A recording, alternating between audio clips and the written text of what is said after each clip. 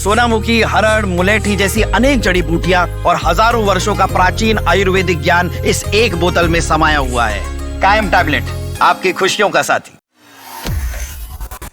यादव जी की love story film को लेकर बवाल मचा हुआ है। मामला सुप्रीम कोर्ट तक जा पहुंचा है। इसके बाद से सुप्रीम कोर्ट की तरफ से बड़ी टिप्पणी की गई है और सुप्रीम कोर्ट ने यह भी सवाल कर दिया है कि क्या किसी हिंदू लड़की का मुस्लिम लड़के से विवाह करना देश के ताने बाने को कैसे नुकसान पहुंचा सकता है। यह बड़ा सवाल सुप्रीम कोर्ट की तरफ से उठाया गया है।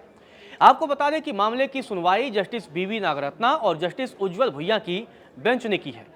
आपको बता दें कि जब से इस फिल्म का पोस्टर आया है, जब से इस फिल्म का नाम सामने आया है, तब से बवाल मचा हुआ है यादव जी की लव स्टोरी। इससे पहले आपको बता दें कि घूसखोर पंडित को लेकर भी बवाल मचा था। उसके बाद से उस फिल्म पर तब रोक लग गई थी और सुप्रीम कोर्ट ने आज के अपने आदेश में घूसखोर पंडित का भी जिक्र किया है। सुप्रीम कोर्ट ने आपको बता दें कि उस याचिका को भी खारिज कर दिया है जिसमें फिल्म पर रोक लगाने की मांग की गई थी।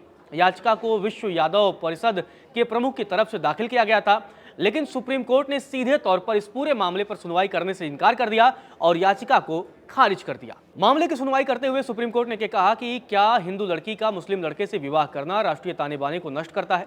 हमने रिकॉर्ड पर उपलब्ध सामग्री का अवलोकन किया है। मुख्य शिकायत यह है कि आगामी फिल्म का नाम समाज में यादव समुदाय को गलत रोशनी में प्रस्तुत करता है, इसीलिए शीर्षक बदला जाना चाहिए। हम यह समझने में असमर्थ हैं कि फिल्म का शीर्षक किस प्रकार समुदाय को खराब रोशनी में दर्शाता है। शीर्षक में ऐसा कोई विशेषण या शब्द नहीं है जो यादव समुदाय को नकारात्मक रूप से प्रस्तुत करता हो। आशंकाएं पूरी तरह निराधार हैं।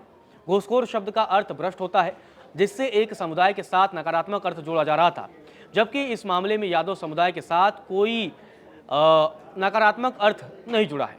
सुप्रीम कोर्ट ने जब इस पूरे मामले की सुनवाई की और याचिका को रद्द किया और अपने आदेश में घूसखोर पंडित फिल्म का भी जिक्र किया और सुप्रीम कोर्ट ने तब कह दिया कि उस फिल्म में एक विशेषण जोड़ा गया था घूसखोर, जिसका अर्थ भ्रष्ट होता है, वो नकारात्मक था, लेकिन इसमें कोई भी नेगेटिविटी नहीं है। सुप्रीम कोर्ट की पीठ ने अपने आदेश में यह भी कहा कि हम यह समझने में असफल हैं कि किसी फिल्म का शीर्षक मात्र किसी समुदाय को कैसे बदनाम कर सकता है। फिल्म के नाम में ऐसा कोई शब्द या विशेषण नहीं है जो यादव समुदाय को नेगेटिव तौर पर दर्शा रहा हो। इस संबंध में जताई गई आशंकाएं पूरी तरीके से निराधार हैं। सुप्रीम कोर्ट ने क्लियर कर दिया है कि संविधान के अनुच्छेद 19(2) के तहत जो युक्ति संगत प्रतिबंध हैं वे इस मामले में लागू नहीं होते। सुप्रीम कोर्ट ने इस दौरान याचिकाकर्ता से कहा कि थोड़ी मोटी चमड़ी भी आप रखिए और चीजों को बर्दाश्त करिए।